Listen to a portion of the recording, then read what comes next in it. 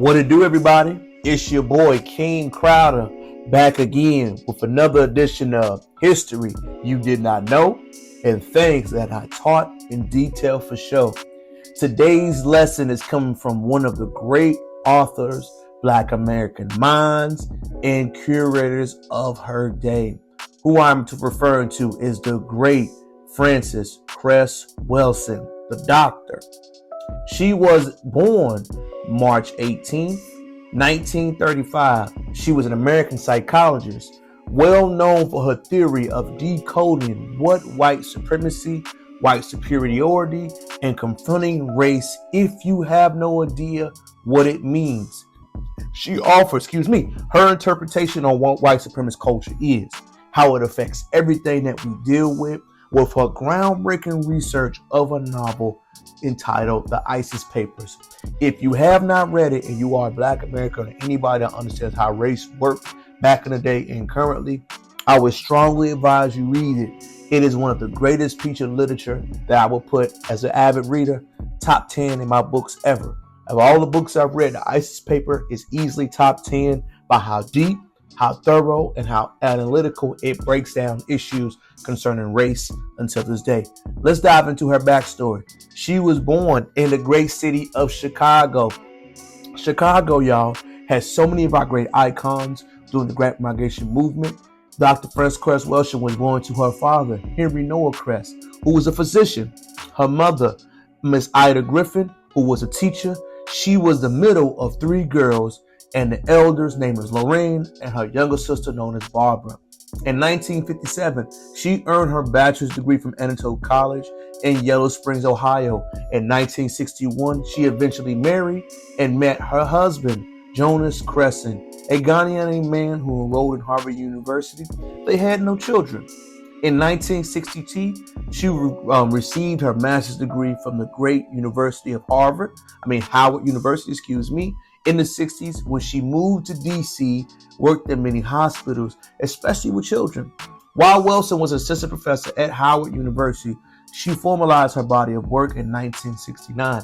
She confronted what racism was. She published her groundbreaking work in what is known as one of the most iconic Black scholars until this day. Her goal was to teach how race affects locally, stately, nationally, and globally. Her one body of work called The ISIS Paper was an essay written format that decoded what she did in her research practically. I don't want to give away the information, but it broke it down to the gun, to the manufacturing, to the lifestyle, to the upbringing, to the socially, to the economics, and to social cues. Her book is groundbreaking. It is still prevalent and made until this day. One thing that she speaks about that I will give you a snippet of, she speaks about how genocide and people of color have went through multiple things that Black people have faced in the United States. She breaks down how people's ethnic cleansing have happened and how the melanin and genetic formula affects genetic survival. She believed that injustice caused by racism is by non-white people that can be recognized all across this country. She also tackled issues of drug use, murder, teen pregnancy, infant mortality, incarceration, unemployment, and all other required issues that affect the Black community. What she describes as how it happens, the root, the symptoms, and the disease. Francess Cress Welsing went in a deep format on how she thinks the disease happened. One thing that she faced a lot of criticism is she was bold. She spoke openly. She spoke because she was educated. She spoke thoroughly. She's so transparent on her ideologies and beliefs. She received a lot of criticism and blowback by her tenured professors around her because she was unshaken in beliefs. Her belief system was radical. It was honest. It was transparent.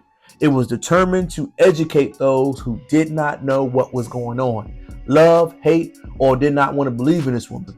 Dr. Francess Cress Welsing spoke the truth unapologetically. Sadly, her life came to a short end December 30th, 2015, when she suffered from two strokes when she was placed in a local Washington, D.C. hospital, where she died and passed away at the age of 80 in 2016.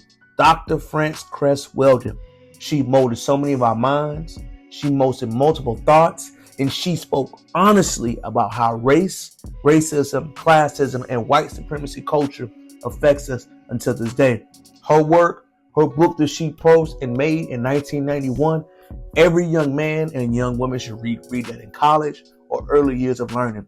She is such an icon, and her information is so true and relevant to this day. The great Dr. Cress Welsing, I want to thank you, and you are a Black American icon. Thank you for your work, your transparency, and your boldness. Your legacy will continue to live on far past your legacy. Until next time, please, thank you for listening to this on our channel. I hope you loved this previous video about the great Francess Cress Welsing. This information about her was meant to just shed a light on her great work. People all across this country, our Black icons, do not get the credit they deserve. She is one of them. She is a leader, a thought provider, and an inspirational piece who broke down so many of her literature from a long-term perspective. Dr. Francess Cress Welsing, she motivated, she teach, she educated. Please make sure you look at her work, understood what she did, and learn the logic from it. I'm an avid supporter. Leave a comment below. Tell me what you think. Chicago, this is one of your own. Another one of Chicago's badge. Stand up and tell us what you think about this great advocator and doctor. Until next time, it's your boy, checking out. Peace.